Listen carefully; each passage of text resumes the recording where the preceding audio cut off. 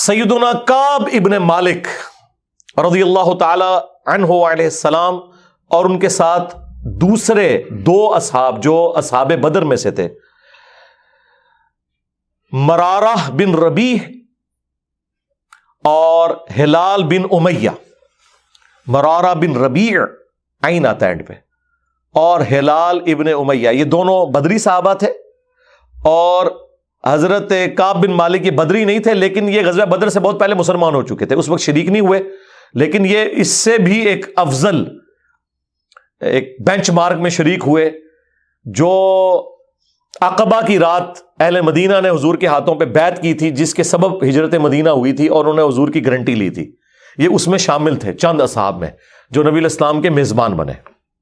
اس حدیث میں بھی آ جائے گا جو ان کی توبہ کی حدیث بخاری مسلم میں، کہ وہ کہتے ہیں کہ لوگ تو بدر کا ذکر کرتے ہیں، میرے نزدیک اصل چیز وہ تھی جو ٹرننگ پوائنٹ تھا نبی علیہ السلام کی دعوت کا، اور مجھے فخر ہے کہ میں بدر میں تو نہیں کسی مجبوری کی وجہ سے شریک ہو سکا، لیکن میں اس میں تھا، اور میں اسے بدر سے بہتر سمجھتا ہوں، کیونکہ وہ نبی علیہ السلام کی دعوت کی کامیابی کا ایک ٹرننگ پوائنٹ تھا.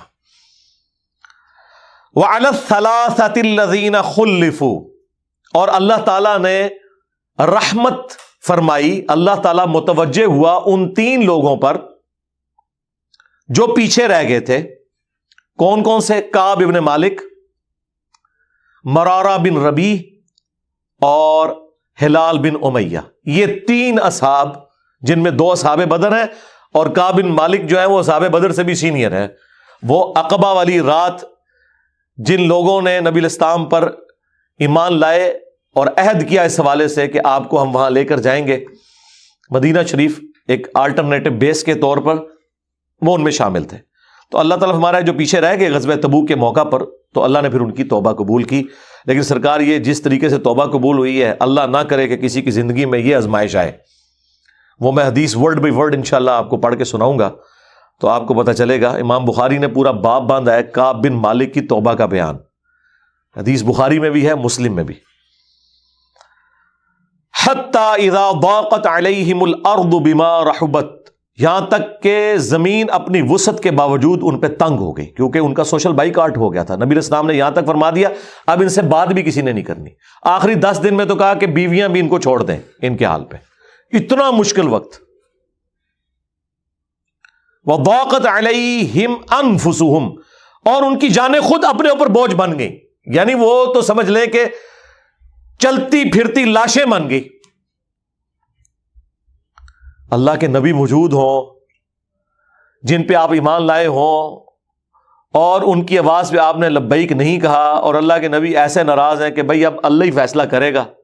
تو ظاہر ہے کہ آپ اندازہ کریں، آج آپ کو یہ دھمکی مل جائے تو انسان تو مطلب ہمیشہ کی ناکامیاں آپ کا مقدر ہو سکتی ہیں. یہ کوئی چھوٹی بات ہے. وَظَنُّوا أَلَّا مَلْجَأَ مِنَ اللَّهِ، اور انہوں نے جان لیا کہ بس اللہ ہی اللہ ہے، اب اللہ ہی ہماری کو فریاد سن لے تو سن لے، کیونکہ حضور نے بھی تو معاملہ اللہ کے سپرد کر دیا ہے. إِلَّا إِلَيْهِ، کوئی ان کے لیے نہیں ہے اس دکھ اور درد میں مداوا سوائے اللہ کی ذات کے. ثُمَّ تَابَ عَلَيْهِمْ لِيَتُوبُوا، تو پھر اللہ تعالیٰ بھی ان کی طرف متوجہ ہوا تاکہ وہ اللہ کی طرف رجوع لائیں. ان اللہ هو التواب الرحیم، بے شک اللہ تعالیٰ توبہ قبول فرمانے والا، رحم فرمانے والا ہے. اچھا، اللہ بھی توبہ کرتا ہے اور بندے بھی توبہ کرتے ہیں. اللہ کی توبہ ہے بندے کی طرف رجوع کرنا اس کی معافی کے بعد، اور بندے کی توبہ یہ ہے اللہ کی طرف رجوع کرنا غلطی کرنے کے بعد. اب میرے بھائیوں، وہ حدیث میں آپ کو ورڈ بائی ورڈ پڑھ کے سناتا ہوں جو بخاری اور مسلم دونوں میں موجود ہے. سورہ التوبہ کی آیت نمبر 118 کے کانٹیکسٹ میں کعب بن مالک کی توبہ کا بیان، یہ صحیح بخاری میں باقاعدہ امام بخاری نے باب باندھا ہے، اور اس حدیث کا انٹرنیشنل نمبر ہے 4418، اور یہ حدیث مسلم میں بھی ہے 7016. ورڈ بائی ورڈ میں یہ حدیث بیان کروں گا کیونکہ اس کی رکت اسی میں ہے کہ میں اسے لفظ با لفظ بیان کروں. آپ اس تکلیف کا احساس کریں جس سے کعب بن مالک گزرے، اور پھر الٹیمیٹلی ان کی توبہ قبول ہوئی، اور ایسی توبہ قبول ہوئی کہ قیامت تک قرآن میں ان کی توبہ کا ذکر ہے کہ اللہ نے قبول کی، اور اس کی وجہ سے اس سورت کا نام سورہ توبہ ہے. جب وہ غزوہ تبوک سے پیچھے رہ گئے، یہ ان کا بیٹا ہے عبداللہ، وہ اس حدیث کو بیان کرتا ہے. امام بخاری نے چند واسطوں سے ان کے بیٹے سے یہ حدیث لی ہے. وہ عبداللہ، اور اس بیٹے کا ذکر امام بخاری نے کیا کہ جب کعب رضی اللہ تعالیٰ عنہ نابینا ہو گئے تو ان کے بیٹوں میں سے عبداللہ ہی تھا جو ان کو راستے میں پکڑ کر چلایا کرتا تھا، مسجد تک لے جاتا تھا. وہ عبداللہ بیان کرتا ہے کہ میں نے اپنے والد کعب بن مالک سے ان کے غزوہ تبوک میں شریک نہ ہو سکنے کا واقعہ سنا، تو انہوں نے بتایا کہ غزوہ تبوک کے سوا اور کسی غزوہ میں ایسا نہیں ہوا تھا کہ میں رسول اللہ کے ساتھ شریک نہ ہوا ہوں. البتہ غزوہ بدر میں بھی میں شریک نہ ہو سکا، لیکن جو لوگ غزوہ بدر میں شریک نہیں ہو سکے ان کے متعلق آپ صلی اللہ علیہ وآلہ وسلم نے کسی قسم کی ناراضگی کا اظہار نہیں فرمایا تھا، کیونکہ وہ آپشنل تھا. وہ اب ذکر بھی آ رہا ہے، کیونکہ آپ صلی اللہ علیہ وآلہ وسلم اس موقع پر صرف قریش کے قافلے کی تلاش میں نکلے تھے، لیکن راستے میں اللہ تعالیٰ کے حکم سے کسی پہلی تیاری کے باوجود اللہ تعالیٰ نے ان کو دشمنوں کے ساتھ ٹکروا دیا. وہ موزانہ طور پہ ہوا تھا کیونکہ وہ بدر کے لیے نکلے، ورنہ تو یہ بھی ساتھ شامل ہوتے. میں لیلہ عقبہ میں رسول اللہ کی خدمت میں حاضر ہوا تھا، یعنی وہ مدینہ کے لیے جو ہجرت کے لیے جن چند ساتھیوں نے انصار مدینہ نے راہ ہموار کی تھی ان میں یہ شامل تھے، جو نبی الاسلام کی زندگی کا ایک ٹرننگ پوائنٹ تھا، ایک آلٹرنیٹو بیس مل گیا. تو کہتے ہیں میں اس رات موجود تھا. یہ وہی رات ہے جس میں ہم نے مکہ میں اسلام کے لیے عہد کیا تھا، اور مجھے تو یہ غزوہ بدر سے بھی زیادہ عزیز ہے. اوئے خائے خائے. اگرچہ بدر کا لوگوں کی زبانوں پر چرچا زیادہ ہے، میرا واقعہ یہ ہے کہ میں اپنی زندگی میں کبھی اتنا قوی اور اتنا صاحب مال نہیں ہوا تھا جتنا غزوہ تبوک کے موقع پر، جبکہ میں آپ صلی اللہ علیہ وآلہ وسلم کے ساتھ تبوک کے غزوے میں شریک نہ ہو سکا. خدا کی قسم اس سے پہلے کبھی میرے پاس 2 اونٹ بھی جمع نہیں ہوئے تھے، لیکن اس موقع پر میرے پاس 2 اونٹ تھے. آپ صلی اللہ علیہ وآلہ وسلم جب کسی غزوے کے لیے تشریف لے جاتے تو آپ ذو معنی الفاظ استعمال کیا کرتے تھے، یعنی کوڈ ورڈز جن کے 2 معنی بنتے ہیں. وہ بخاری مسلم میں آیا کہ نبی الاسلام کہتے تھے کل ہم مشرق کی طرف جائیں گے، اور صحابہ کہتے ہیں ہم سمجھتے تھے کہ ہم نے مغرب کی طرف جانا ہے تاکہ جو منافقین ہیں وہ ہماری خبر لیک نہ کر سکیں. لیکن غزوہ تبوک وہ موقع تھا کہ گرمی بڑی سخت تھی، سفر بہت لمبا تھا، ریگستانی سفر تھا، اور دشمن کی فوج بھی کثرت سے تھی. رومن امپائر 700 کلومیٹر ریگستانی سفر، تمام مشکلات سامنے تھیں. اس لیے آپ صلی اللہ علیہ وآلہ وسلم نے مسلمانوں سے اس غزوے کے متعلق بہت تفصیل کے ساتھ بتا دیا تھا. یعنی یہ ظاہر ایک مشکل وقت تھا تو حضور نے کھول کے بیان کیا کہ بھائی ادھر ہی جا رہے ہیں. یعنی مطلب یہ ہے کہ جو یہ نعرے لگاتا ہے نا کہ غلامی رسول میں موت بھی قبول ہے اور ٹکٹ کٹا لے اپنا، تاکہ اس کے مطابق پوری طرح تیاری کر لیں. چنانچہ آپ صلی اللہ علیہ وآلہ وسلم نے اس کی سمت بھی نشاندہی کر دی جدھر سے آپ کے جانے کا ارادہ تھا. مسلمان بھی آپ علیہ السلام کے ساتھ بہت زیادہ تھے، اتنے کہ کسی رجسٹر میں سب کے ناموں کا لکھنا بہت مشکل تھا.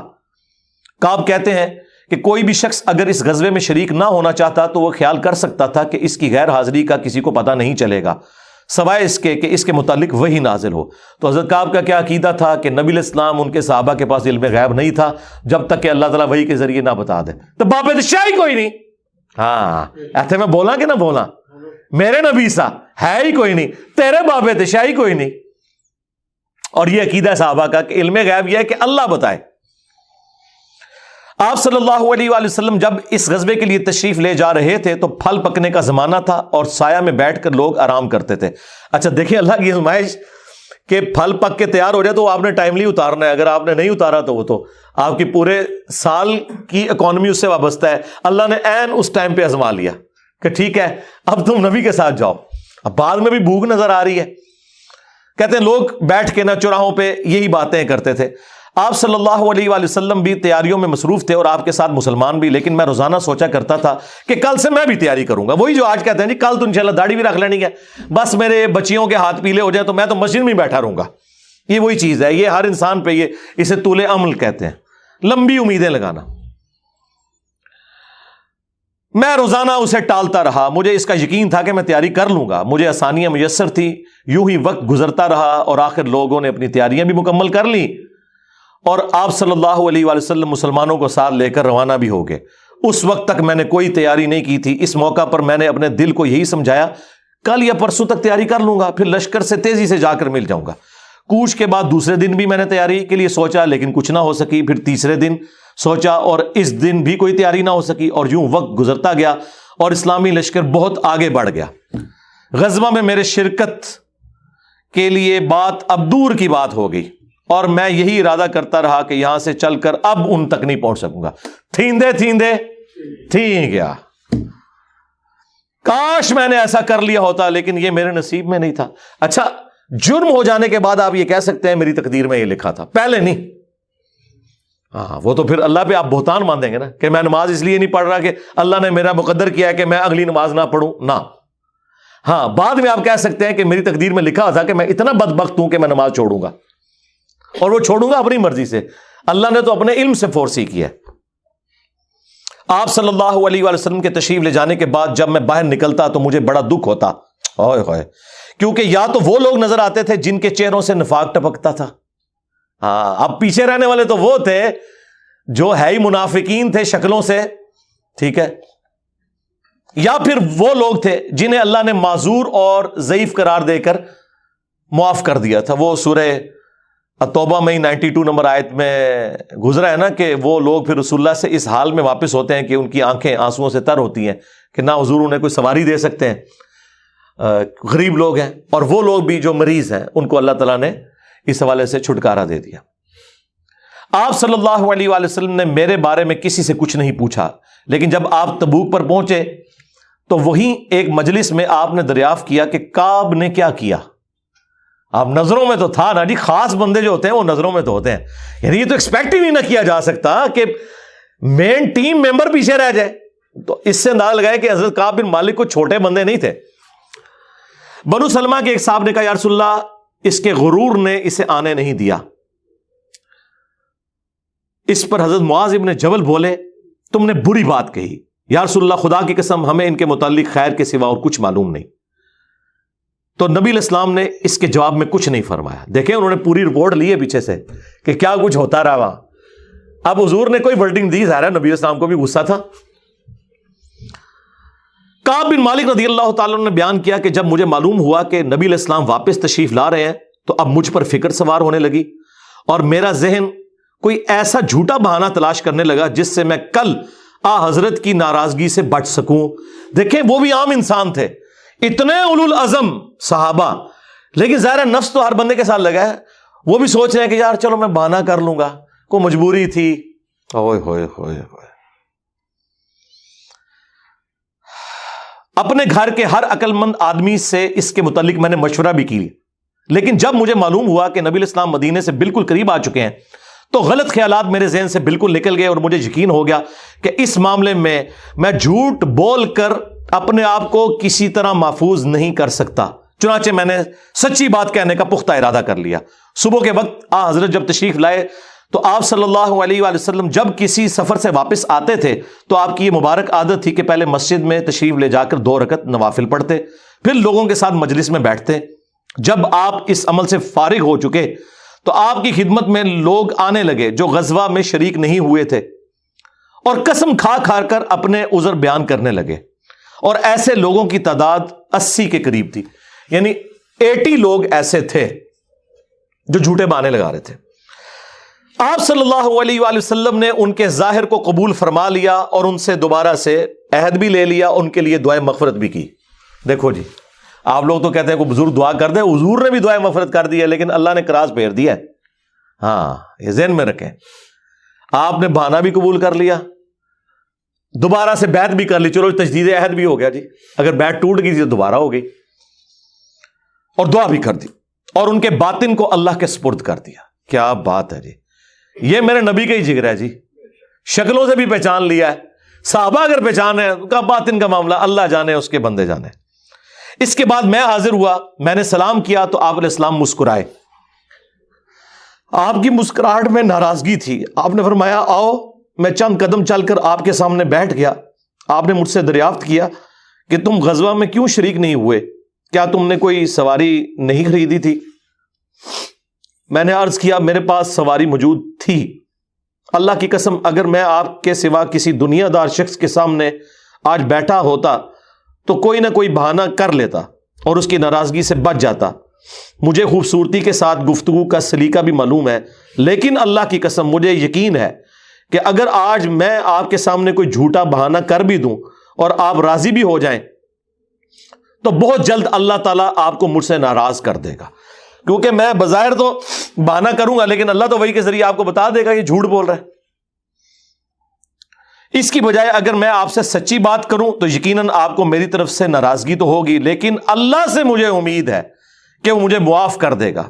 خدا کی قسم مجھے کوئی عذر نہیں تھا، اللہ کی قسم اس وقت سے پہلے میں کبھی اتنا آسودہ حال نہیں تھا، اور پھر بھی میں آپ کے ساتھ شریک نہ ہو سکا. نبی علیہ السلام نے فرمایا کہ اس نے سچی بات بتا دی، اچھا اب جاؤ یہاں تک کہ اللہ تمہارے بارے میں خود ہی کوئی فیصلہ کرے. میں اٹھ گیا اور میرے پیچھے بنو سلمہ کے کچھ لوگ بھی دوڑے آئے اور مجھ سے کہنے لگے اللہ کی قسم ہمیں تمہارے متعلق یہ معلوم نہیں تھا کہ اس سے پہلے تم نے کوئی گناہ کیا ہو، تم نے تو بڑی غلطی کی. آپ علیہ السلام کے سامنے ویسے ہی کوئی بہانہ کر دیتے جیسا کہ دوسرے لوگوں نے کیا، تمہارے گناہ کے لیے نبی علیہ السلام کا استغفار ہی کافی ہو جاتا، وہی جو کچھ بھی ہیں تیرے محبوب کی امت سے ہیں. لیکن سرکار یہ کعب بن مالک تھے، ان کو پتا تھا، اور مشورہ دینے والے بھی صاحب ہیں. دیکھو کیا مشورہ دے رہے ہیں کہ کو بہانہ کر لینا سی، حضور نے دعا کرنی سی. مینٹالٹی اس زمانے میں بھی اس طرح ہی تھی، یہ نہ سمجھیں آج کے لوگ ہی کہتے ہیں، اس زمانے میں بھی ڈھیلے مسلمان تو تھے. تو حضور نے تیرے لیے دعا کر دینی تھی، تو نے تو یہ کام. اللہ کی قسم ان لوگوں نے مجھے اتنی ملامت کی کہ مجھے خیال آیا کہ واپس جا کر کوئی جھوٹا بہانہ کر ہی آؤں. اندازہ کرو ایڈا انہوں نے جناب انہوں نے کیتا کہ چلو ٹھیک ہے میں جا کے بہانہ کر لوں.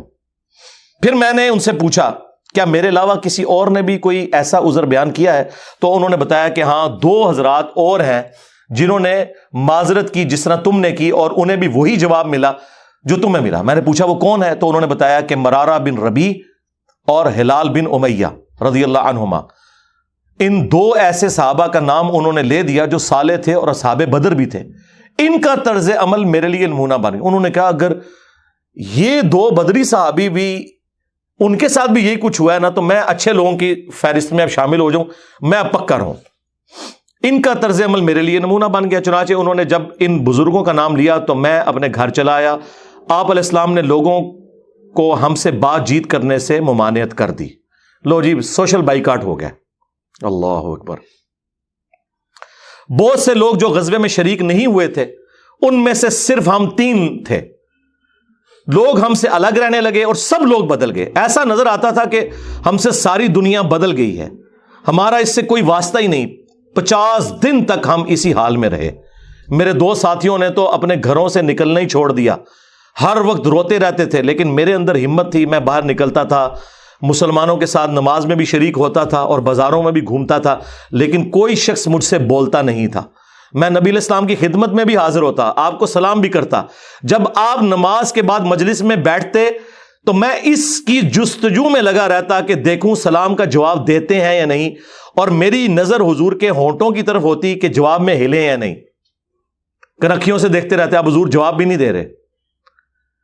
پھر میں کوشش کرتا کہ آپ کے قریب ہی نماز پڑھوں، اور میں آپ کو کنکھیوں سے دیکھتا رہتا ایسے کر کے. جب میں اپنی نماز میں مشغول ہو جاتا تو رسول اللہ میری طرف دیکھتے، لیکن جو ہی میں آپ کی طرف دیکھتا تو آپ رخ انور پھیر لیتے. ظاہر ہے حضور کو بھی تو محبت تھی اپنے صحاب کے ساتھ. حضور دیکھتے تھے، وہ جب یعنی اپنی ناراضگی کا اظہار وہ اگر نماز میں بھی حضور کی طرف دیکھ رہے ہیں تو حضور چہرہ انور پھیر لیتے. تو میں ایک دن ابو قتادہ کے باغ کی دیوار پر چڑھ گیا. وہ میرے چچا زاد بھائی تھے اور مجھے ان سے بہت گہرا تعلق تھا. میں نے انہیں سلام کیا، لیکن اللہ کی قسم انہوں نے بھی میرے سلام کا جواب نہیں دیا. میں نے کہا ابو قتادہ تمہیں اللہ کی قسم کیا تم نہیں جانتے کہ اللہ اور اس کا رسول سے مجھے کتنی محبت ہے؟ انہوں نے کوئی جواب نہیں دیا. میں نے دوبارہ ان سے یہی سوال کیا، اللہ کی قسم دے کر پوچھا، لیکن وہ پھر بھی خاموش رہے. میں نے پھر اللہ کا واسطہ دے کر ان سے سوال کیا. اس مرتبہ انہوں نے صرف اتنا کہا، اللہ اور اس کا رسول زیادہ بہتر جانتے ہیں. دیکھیں جی اس بات کا جواب انہوں نے کہا بھائی اللہ کے نبی نے منع کیا ہے، اب بائیکاٹ ہے تیرا. اللہ اکبر. اس پر میرے آنسو پھوٹ پڑے. میں واپس چلا آیا اور دیوار پر چڑھ کر نیچے باہر اترا. پھر وہ بیان کرتے ہیں کہ ایک دن مدینہ کے بازار میں جا رہا تھا کہ شام کا ایک کاشتکار جو کہ غلہ بیچنے مدینہ آیا تھا پوچھ رہا تھا کعب بن مالک کہاں رہتے ہیں. لوگوں نے میری طرف اشارہ کیا. وہ میرے پاس آیا اور غسان جو بادشاہ تھا رومن امپائر کا، اس کا ایک خط مجھے دیا. وہ جو اس کا ایک سمجھ لے چھوٹی چھوٹی جو امپائر کے اندر بنی ہوئی تھی ان میں سے ایک کا وہ گورنر تھا. اس خط میں لکھا تھا کہ مجھے معلوم ہوا ہے کہ تمہارے صاحب یعنی رسول اللہ صلی اللہ علیہ وآلہ وسلم نے تمہارے ساتھ زیادتی کی ہے، نعوذ باللہ۔ اللہ نے تمہیں کوئی ذلیل ہونے کے لیے پیدا تو نہیں کیا کہ تمہارا حق ضائع کیا جائے، تم ہمارے پاس آ جاؤ، ہم تمہارے ساتھ بہتر سلوک کریں گے۔ یعنی دشمن کی فوج کے ہیڈ کی طرف سے خط آیا۔ جب میں نے یہ خط پڑھا تو میں نے کہا کہ ایک اور امتحان آ گیا۔ اچھا جی سرکار، ایک خط کسی اور کو لایا ہو کہ جی اے دیکھ لو یا رسول اللہ منو تے بڑی آفر جے۔ یہاں لوگ دنیا دار لوگ ہی کرتے ہیں نا جی، مجھے فلاں جگہ سے آفر ہو رہی ہے، لیکن جو اہل ایمان ہے وہ تو کہتے ہیں کہ یار میں اس لیول پہ گر گیا ہوں کہ اب کافر بھی مجھے بلا رہے ہیں۔ انہوں نے یہ رزلٹ نکالا، چونکہ مومن تھے نا۔ میں نے اس خط کو تندور میں جلا دیا۔ ان 50 دنوں میں سے جب 40 دن گزر گئے تو نبی علیہ السلام کا ایلچی میرے پاس آیا اور اس نے کہا کہ رسول اللہ نے حکم دیا ہے کہ اپنی بیوی کے قریب نہ جاؤ۔ میں نے پوچھا میں اسے طلاق دے دوں یا پھر مجھے کیا کرنا ہے؟ تو انہوں نے کہا نہیں، طلاق نہیں دینی، صرف جدا ہو جاؤ۔ میرے دونوں ساتھیوں کو جنہوں نے میری طرح معذرت کی تھی یہی حکم ملا۔ میں نے اپنی بیوی سے کہا کہ اپنے میکے چلی جاؤ، اس وقت تک وہیں رہو جب تک کہ اللہ تعالیٰ اس معاملے کا کوئی فیصلہ نہ کر دے۔ کعب کہتے ہیں کہ ہلال بن امیہ کی بیوی رسول اللہ کی خدمت میں حاضر ہوئی اور عرض کیا یا رسول اللہ وہ تو بہت بوڑھے اور کمزور ہیں، ان کے پاس کوئی خادم بھی نہیں، کیا اگر میں ان کی خدمت کر دیا کروں تو آپ ناپسند تو نہیں فرمائیں گے؟ بیوی دیکھو جی، بیوی خاوند کو کچھ سمجھ نہیں رہی، رسول اللہ سے جا کے پوچھ رہی ہے صلی اللہ علیہ وسلم۔ تو نبی اسلام نے فرمایا صرف وہ تم سے صحبت نہ کریں۔ انہوں نے عرض کیا اللہ کی قسم وہ تو کسی چیز کے لیے حرکت ہی نہیں کر رہے، جب سے آپ ان سے ناراض ہوئے ہیں وہ دن اور آج کا دن ان کے آنسو تھمنے میں نہیں آتے۔ میرے گھر کے بعض لوگوں نے کہا کہ جس طرح ہلال بن امیہ کی بیوی نے ان کے لیے اجازت لے لی تو آپ بھی جا کے اجازت لے لیں۔ اب دیکھیں لوگ مشورے دے رہے ہیں۔ میں نے کہا خدا کی قسم میں اس کے لیے رسول اللہ سے اجازت نہیں لوں گا، میں جوان ہوں، معلوم نہیں جب اجازت لینے جاؤں تو حضور کیا فرما دیں۔ ان کو یہ بھی خطرہ تھا کہ میں یہ جاؤں تو یہ نہ ہو کہ حضور اور ناراض ہو جائیں، اگر کوئی چانس بھی ہے نا بچنے کے تو وہ بھی ختم ہو جائیں۔ دیکھیں نہیں کتنا گاڈ اورینٹڈ بندہ ہے جی، اللہ اکبر۔ اس طرح 10 دن اور گزر گئے۔ جب رسول اللہ صلی اللہ علیہ وآلہ وسلم نے ہمیں بات چیت کرنے کی ممانعت فرمائی تھی، اس کو 50 دن پورے ہو گئے۔ 50ویں رات کی صبح کو جب میں فجر کی نماز پڑھ چکا اور اپنے گھر کی چھت پر بیٹھا ہوا تھا، اس طرح جیسا کہ اللہ تعالیٰ نے ذکر کیا وہ ہم آیت پڑھ چکے ہیں، سورہ توبہ کی آیت نمبر 118، جس میں تھا نا کہ زمین وسعت کے باوجود تنگ ہو گئی اور ان کا دم گھٹنے والا تھا۔ میرا دم گھٹ رہا تھا، زمین اپنی تمام وسعتوں کے باوجود میرے لیے تنگ ہوتی جا رہی تھی۔ میں نے ایک پکارنے والے کی پکار سنی جو سلع کی پہاڑی پر چڑھ کر بلند آواز سے کہہ رہا تھا اے کعب بن مالک تمہیں بشارت ہو، اے کعب بن مالک تمہیں بشارت ہو۔ انہوں نے بیان کیا کہ یہ سنتے ہی میں سجدے میں گر پڑا اور مجھے یقین ہو گیا کہ اب اللہ کی طرف سے فراخی ہو جائے گی۔ فجر کی نماز کے بعد رسول اللہ صلی اللہ علیہ وآلہ وسلم نے اللہ کی بارگاہ میں ہماری توبہ کی قبولیت کا اعلان کر دیا۔